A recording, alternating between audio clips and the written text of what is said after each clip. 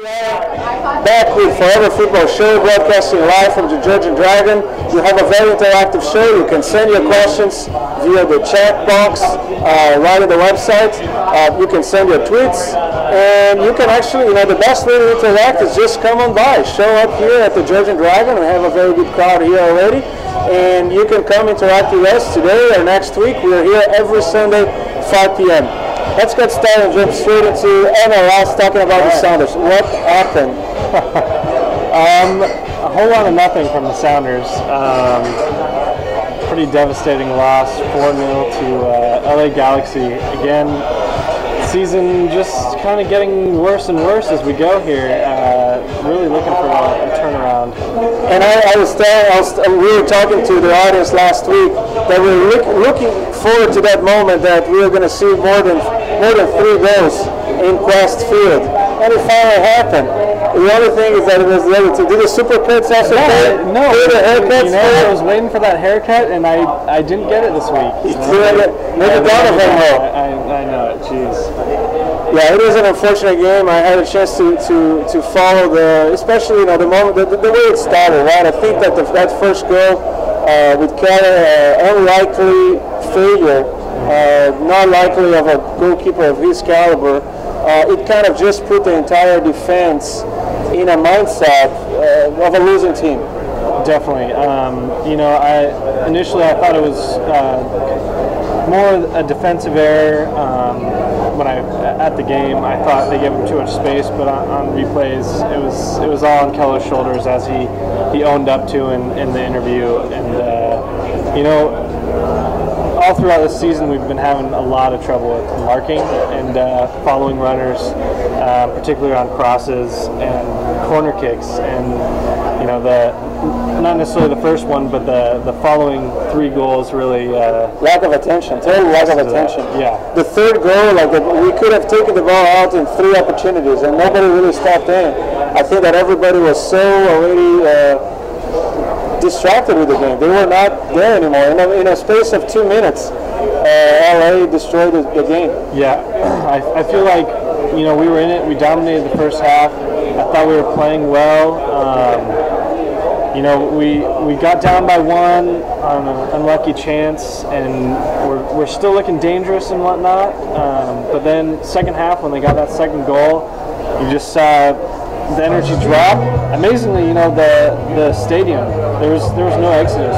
Really, it was incredible. The fans kept it going, but unfortunately the players didn't quite follow through for us. But even after the third goal too? Yeah, no, I mean the Seattle fans impressed me in this game, and I was proud to be in the Growing End, and everybody around me be singing just as loud as they were at the start of the game. That's great. Well, here's the thing. It's still not our worst streak ever.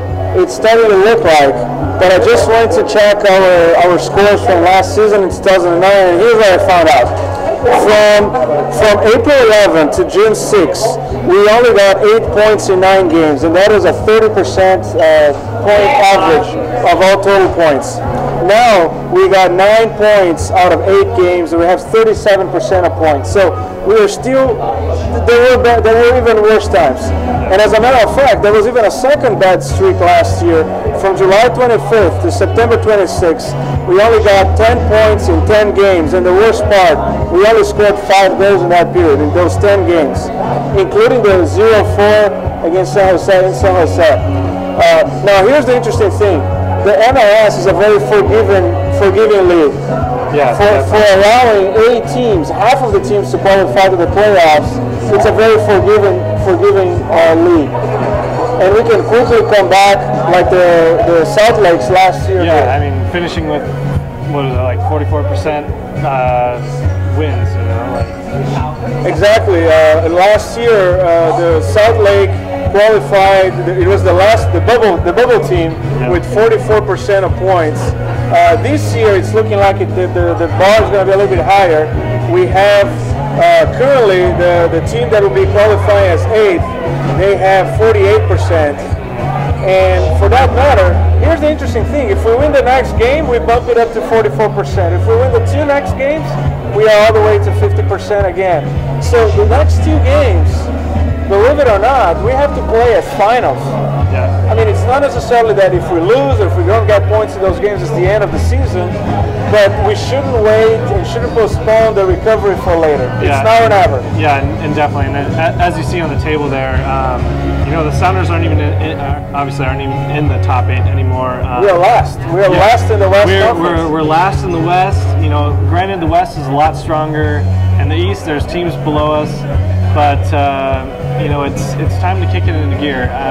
You know, I know we had those poor stretches of form last season, but you know, to start out a season like this, especially with the percentage of home games that we've had, you know, that's a little worrisome. I know last season those bad stretches were more or less when we had the long away trips. We were backed up by the first 3 wins in the first 3 games. Definitely. So we always had that cushion, and we don't have that anymore. So it's time to react.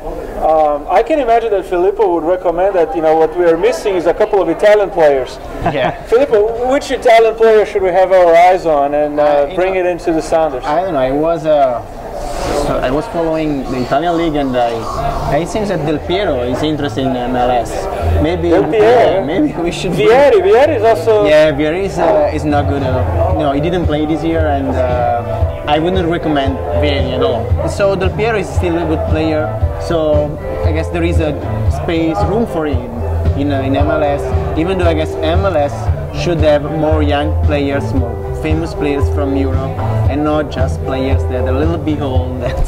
So, what do you think? Del Piero would be a good addition?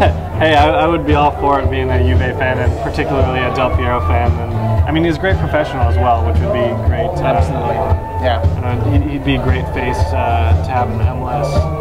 I think we should stretch all the way. Let's bring Di Natale from Udinese. He's the top scorer in the Italian Championship. Totò is a very wonderful player, yes. And you know that he's 32 years old, so he's not young. Will be the most important forward for our team in the World Cup.